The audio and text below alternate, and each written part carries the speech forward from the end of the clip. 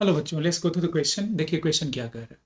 A cylindrical vessel open at the open at the open at the open at the top is 20 centimetre height. ये 2 बार repeat हो गया बच्चों, don't mind. 20 centimetre high and 10 centimetre in diameter. Okay, तो एक cylindrical vessel है बच्चों जिसकी टोटल जो हाइट है वो 20 सेंटीमीटर है, ठीक है, और इसका डायमीटर हमें पता है।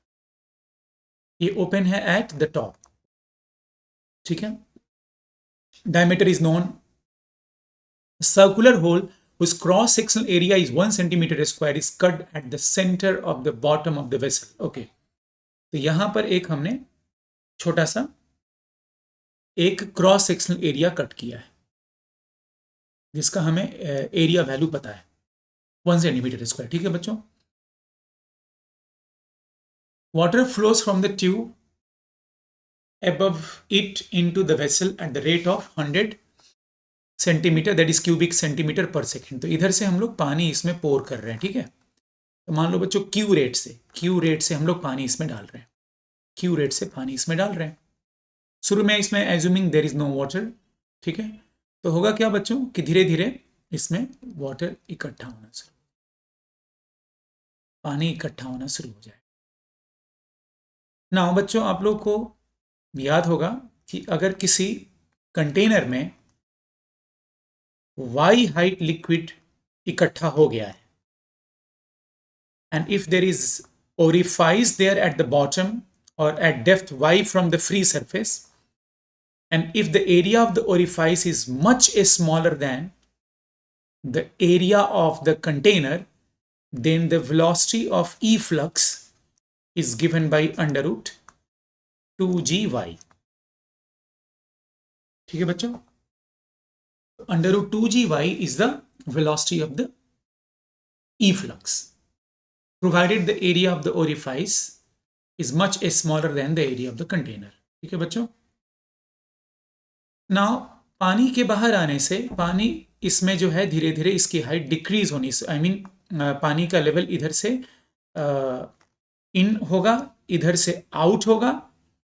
तो होगा क्या कि एक टाइम आएगा बच्चों जब the inflow and outflow equal हो जाएगा। ऑफ कोर्स, क्योंकि देखिए volume rate of volume flow तो आप लोगों को पता ही होगा बच्चों। रेट ऑफ वॉल्यूम फ्लो एवी होता है, that is area into velocity. ये तो हम लोग इक्वेशन कंटिन्यूटी में पढ़ते हैं, rate of volume flow. Rate of inflow हमारा क्यू है and rate of outflow area of the orifice into velocity के इक्वल हो जाएगा।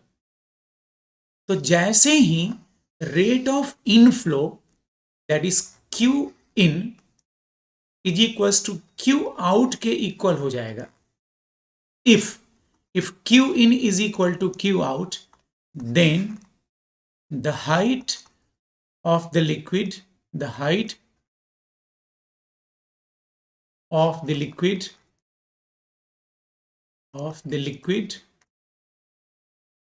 inside the container will become constant inside, क्योंकि सिंपल सी है, इन एंड आउट इक्वल हो गया बच्चा, आने का और बजाने का पानी का वॉल्यूम अगर इक्वल हो गया तो हाइट कांस्टेंट हो जाएगा। Inside liquid inside container is becomes constant, और मैक्सिमम भी कहलाता है।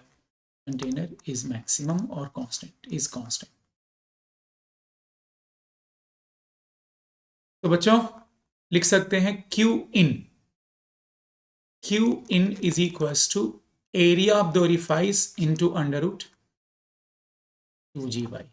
क्यू इन का वैल्यू सबको ऐसा करते हैं, हमारा आंसर भी सेंटीमीटर में दे रखा और सारा यूनिट सीजीएस में तो रहने देते हैं ऐसे ही। Q in is 100, area is 1 centimetre square, under root 2, G is 1000, y का वैल्यू हमें बताना है, squaring both side, this is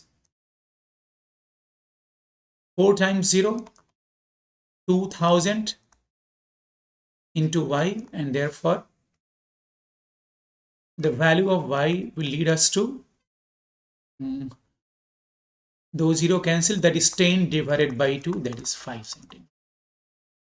This is the answer बच्चों, होप आप लोग समझ गए होंगे। Thank you very much. Option 4 is correct.